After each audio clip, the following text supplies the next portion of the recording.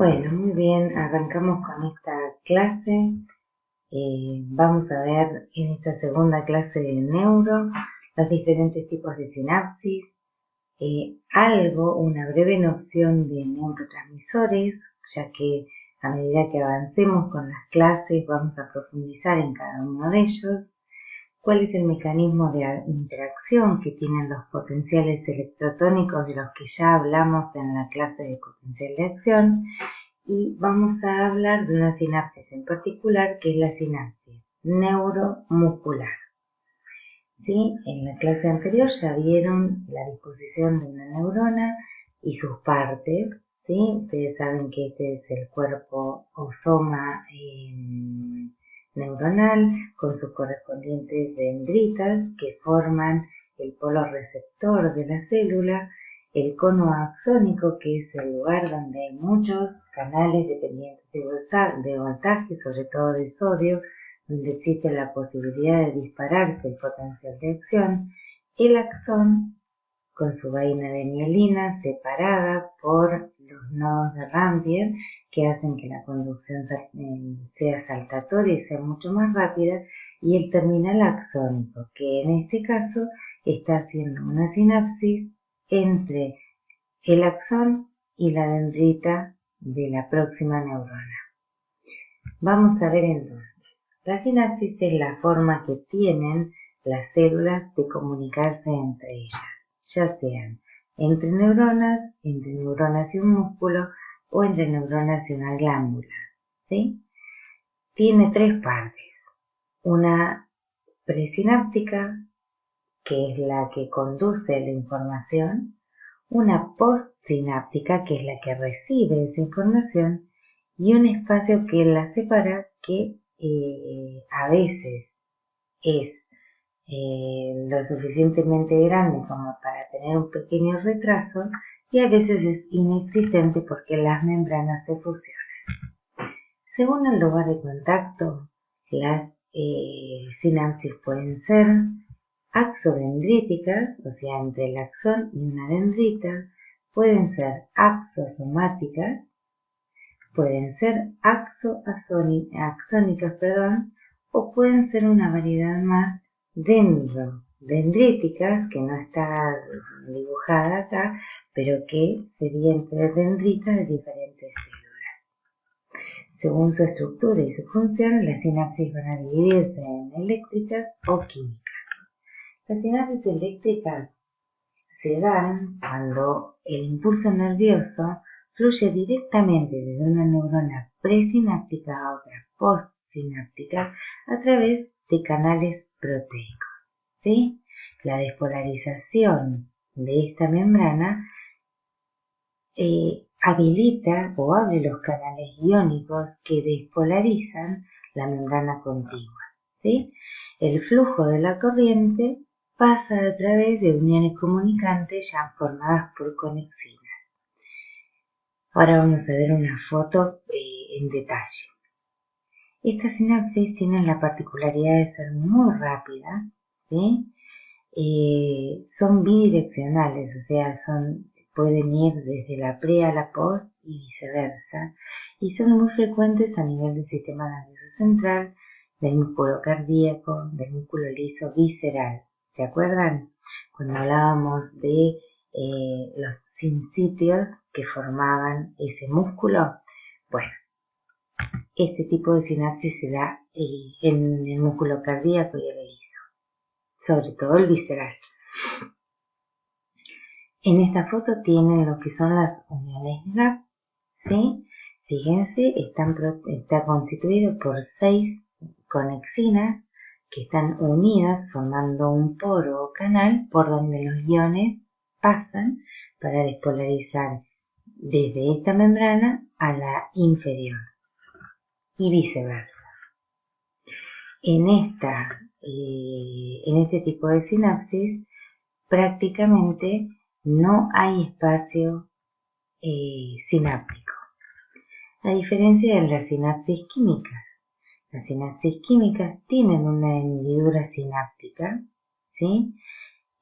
Donde hay un neurotransmisor que difunde para estimular a la membrana postsináptica. Como hay un retraso sináptico de aproximadamente 0,5 milisegundos, las respuestas son más lentas y siempre se dan en una única dirección. Y vamos a explicar en detalle cómo se dan este tipo de sinapsis.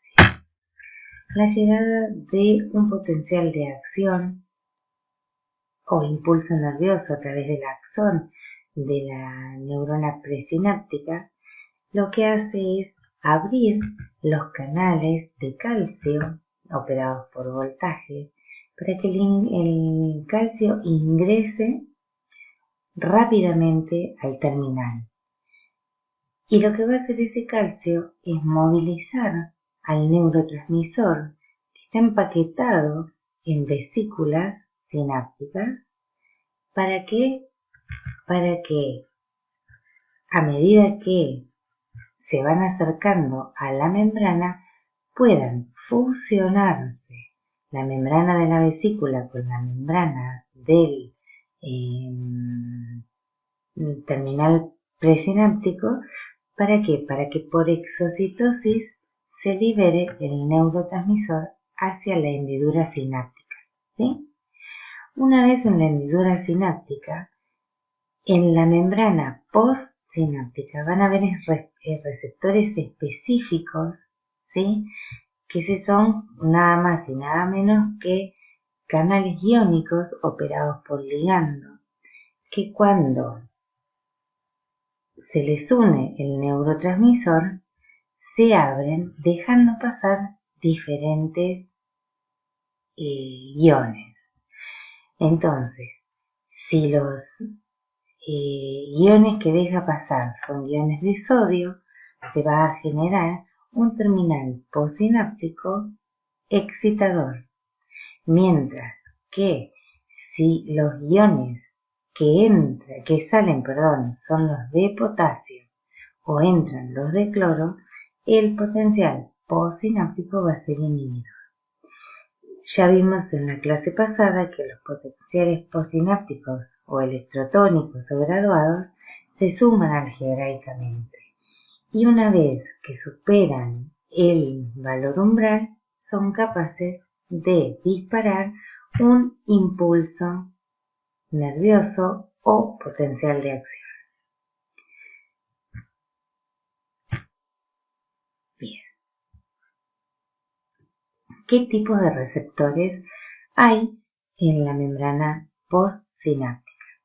Los receptores pueden ser ionotrópicos, donde hay un solo canal que da origen a respuestas postsinápticas rápidas que duran milisegundos. Los canales iónicos son las mismas proteínas que, operadas por ligando, dejan entrar o salir diferentes iones, generando los potenciales postsinápticos. Y otro tipo de receptores son los metabotrópicos. En los metabotrópicos las respuestas van a ser más lentas porque el receptor y el canal iónico son moléculas separadas, ¿sí? Cuando el neurotransmisor sale a la hendidura sináptica, se une a un receptor que a su vez está unido a una proteína G, que lo que va a hacer es activar un segundo mensajero que va a generar otras proteínas que pueden actuar como canales, ¿sí? O directamente esa proteína G lo que va a hacer es generar el canal iónico por donde que se puede abrir o se puede cerrar. ¿Y qué pasa? Estas respuestas, como están activadas, fíjense, todo este mecanismo es mucho más lento, duran más tiempo. ¿Qué sucede? Como estos canales ionotrópicos se abren, operados por ligando, puede pasar que ingrese, vamos a ver por acá, que la unión de ese neurotransmisor con el receptor desencadene la apertura de los canales de sodio, con lo cual se va a producir una despolarización transitoria que va a generar un potencial postsináptico excitador, o puede ser que la unión de ese neurotransmisor con el receptor desencadene la apertura de los canales de cloro y la salida de potasio, produciendo ¿qué cosa? Que la célula esté mucho más negativa por el ingreso de las cargas negativas y la salida de esas cargas positivas, alejando a la membrana de su umbral. Entonces manteniendo a la neurona todo el tiempo inhibida, ¿sí? Sin poder contraerse. Ahora vuelvo un poquito para atrás y vuelvo a estos receptores metabotrópicos. En los receptores metabotrópicos lo que sucede es lo siguiente. Dijimos que esas proteínas podían estar, proteínas o canales, definitivamente formados por o derivados de la proteína G, podían estar abiertos o cerrados. Si los canales de sodio están cerrados, entonces lo que se va a generar es un potencial posináptico inhibidor, ¿sí? ¿Por qué? Porque no va a poder volverse más interior, más positivo el interior, con lo cual no se va a poder despolarizar. Ahora, si los canales de cloro y potasio están cerrados, entonces hay chance de que suceda un potencial posináptico excitador que, sumado en tiempo y espacio, puede llegar al umbral y poder disparar un potencial de acción. ¿Sí? Bien. Los potenciales posinápticos, ya dijimos, se suman algebraicamente en la membrana posináptica y si alcanzan el umbral, se genera el potencial de acción en la neurona posináptica. La generación de un potencial de acción depende del número de sinapsis excitatorias e inhibitorias y su distancia del cono axónico de la neurona posináptica. Bien, recuerden que los potenciales se suman con su respectivo signo. Entonces, la sumación puede darse porque dos o más impulsos llegan casi simultáneamente al terminal postsináptico, pero en diferentes espacios, ¿sí? O puede darse porque dos o más potenciales de acción llegan casi juntos, se solapan y se superponen en el tiempo, ¿sí? Fíjense en esta filmina, ustedes pueden tener potenciales estímulos que llegan juntos pero en diferentes lugares, que se suman, ¿sí? Uno que llega en este lugar de la dendrita, otro que llega acá y llegan casi simultáneamente, entonces se pueden sumar, o puede pasar que en un mismo punto de excitación lleguen dos o más. Si la suma algebraica volvemos a repetir, hace que supere el potencial de acción, que supere el umbral, se dispara el potencial de acción. Cuanto más se suman los potenciales excitatorios, mayor va a ser ese potencial de acción. Y como se suman con su signo correspondiente, si hay, por ejemplo, uno excitatorio y uno inhibitorio, se anulan y no se dispara el potencial de acción. Ni hablar, ya lo dijimos, que si sumábamos los potenciales postsinápticos inhibitorios, nunca iban a disparar un potencial de acción porque eran bien subumbrales. Ahora bien, ¿cómo se elimina el neurotransmisor de la hendidura sináptica para que no siga generando una función? ¿Sí? Una de las situaciones es que difunda lejos a través del líquido extracelular y de los capilares a zonas lejanas. La otra es la recaptación de la terminación nerviosa presináptica mediante transportes activos, y la otra es la degradación enzimática que se produce cuando los receptores postsinápticos secretan una enzima que lo que hace es degradar a ese neurotransmisor, ¿sí? Entonces son tres los mecanismos de eliminación del neurotransmisor. Seguimos. Bien, retomo en esta filmina que fue la última del video anterior, ¿sí? Si el neurotransmisor sigue unido al receptor, va a seguir generando potenciales postsinápticos tanto inhibitorios como excitatorios.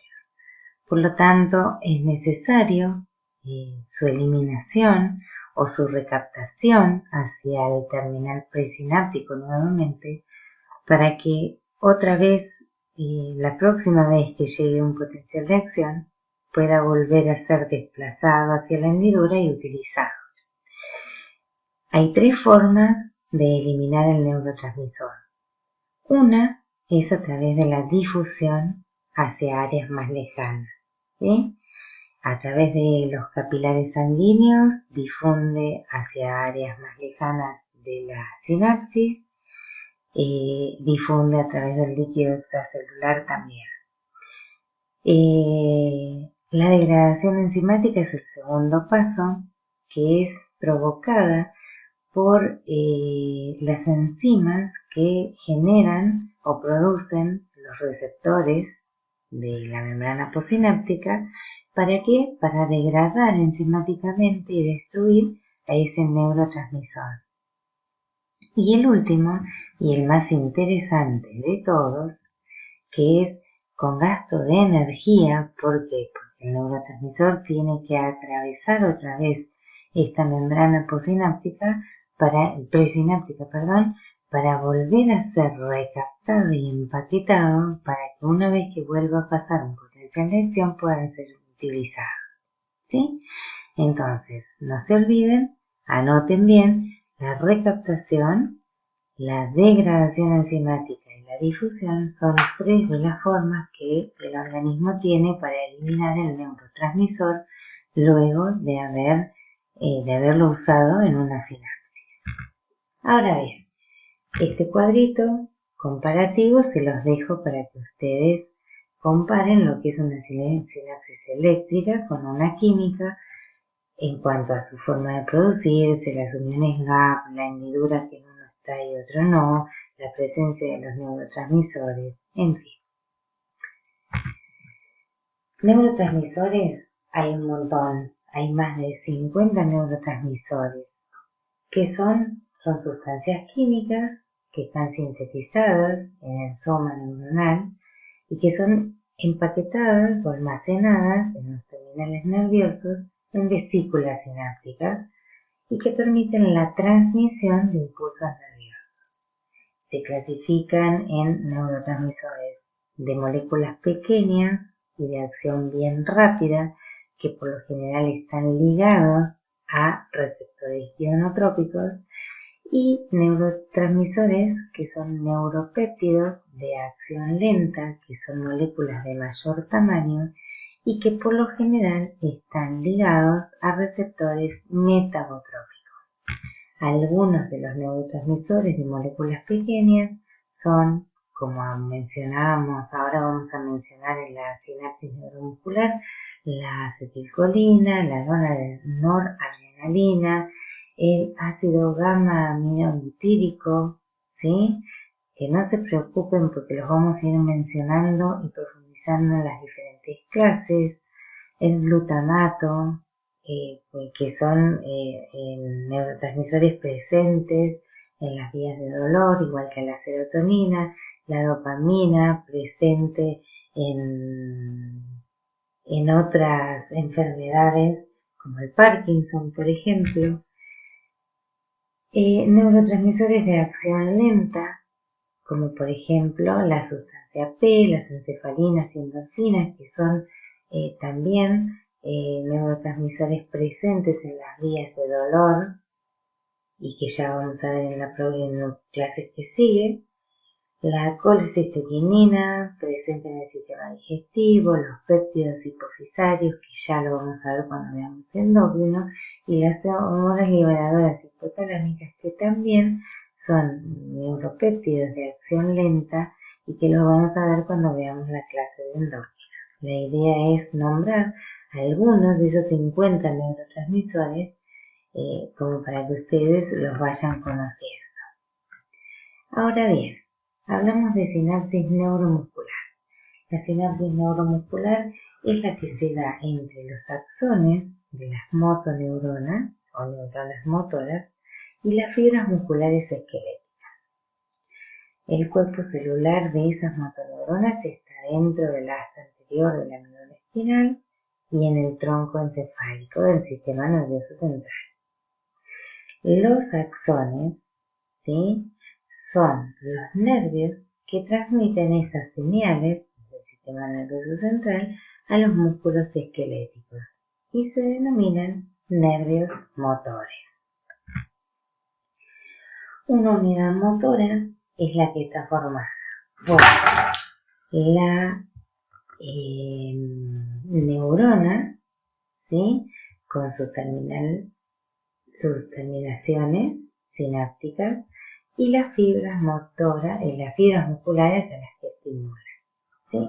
Fíjense, cada motoneurona inerva a un paquete de fibras musculares, ¿sí? Entonces, cada unidad motora está formada por una neurona y las fibras a las que estimulan. Hay diferentes tipos de unidades motoras y tienen que ver con las fibras, ¿sí? Hay unidades motoras lentas, que son las que van a estar formadas por una motoneurona y las fibras oxidativas tipo 1, ¿sí?, que van a tener, si las fibras son pequeñas, van a tener motoneuronas pequeñas, ¿sí?, su velocidad de conducción va a ser lenta, se van a reclutar muy frecuentemente porque son intensamente necesitadas y desarrollan poca fuerza. Ahora, las fibras o unidades motoras rápidas resistentes a la fatiga son las conformadas por una motoneurona intermedia y las fibras tipo 2A o glucolíticas, ¿se acuerdan? Esas fibras resistentes a la fatiga van a tener una velocidad de conducción, reclutamiento y fuerza intermedia, ¿sí? Ahora, si hablamos de las fibras 2B, de las fibras rápidas, glucolíticas puras, ¿sí?, que necesitan hacer mucha fuerza y que necesitan una velocidad de conducción rápida, entonces tenemos fibras que necesitan motoneuronas más grandes que unas fibras lentas. Recuerden, las fibras lentas utilizaban el sistema como sistema energético preponderante al sistema oxidativo, mientras las fibras rápidas, fatigables, utilizaban más la fosfocreatina como combustible y las rápidas resistentes a la fatiga usaban entre la fosfocreatina, la glucólisis anaeróbica y cuando empezaban a necesitar la presencia de oxígeno usaban el metabolismo oxidativo. Bien, entonces, ¿qué es lo que pasa en la placa motora o unión neuromuscular? ¿Qué es lo que pasa? Pasa una sinapsis química, igual que las que vimos en el video anterior, ¿sí? Un potencial de acción llega por la neurona motora hasta el terminal presináptico. Ese mismo potencial de acción despolariza la membrana, haciendo que se abran los canales operados por voltaje de calcio.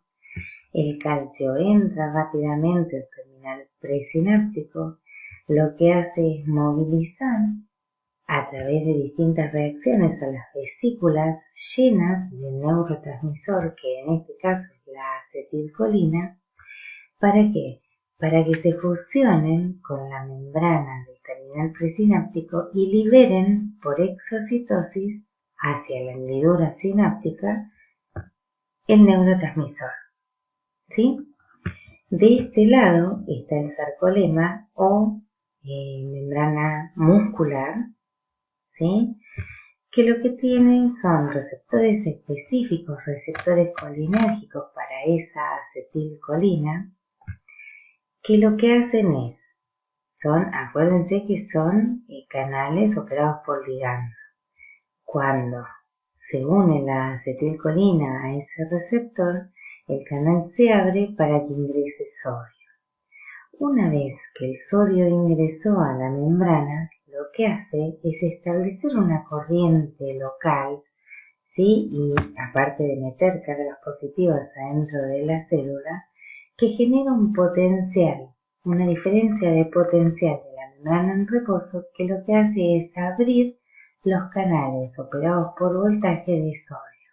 Cuando el sodio entra rápidamente a la célula, se da el inicio del potencial de acción. Y una vez que ese potencial de acción se propaga por la membrana plasmática, se produce la contracción. ¿Bien? ¿Qué sucede con ese neurotransmisor que es la acetilcolina? La acetilcolina en este caso es degradada ahora vamos a ver cómo se forma y cómo se degrada, pero esta es degradada por una enzima que se llama acetilcolinesterasa a colina, que vuelve a entrar por transporte activo con gasto de energía y empaquetarse para volver a ser unida a el acetil-CoA y formar acetilcolina. ¿Sí? ¿Para qué? Para que en el próximo potencial de acción pueda volver a ser utilizada. ¿Cómo se sintetiza y se degrada la acetilcolina? ¿Sí? Se sintetiza a partir de una enzima que se llama colina acetiltransferasa o CAT, que cataliza la reacción del acetil-CoA con la colina para formar acetilcolina y CoA, el factor CoA. La acetilcolina se empaqueta activamente en vesículas sinápticas y se libera por exocitosis.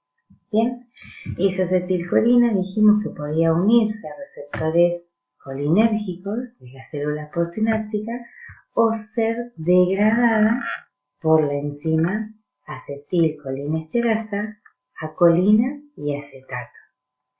Entonces, cuando es degradada y dividida en dos partes, vuelve al terminal presináptico como colina para ser transportada de regreso y ser reutilizada para resintetizar más acetilcolina cuando se una con el acetil-CoA. Bien, bueno, espero que les sirva. Las dudas las sacamos en las clases o a través de los foros de consulta.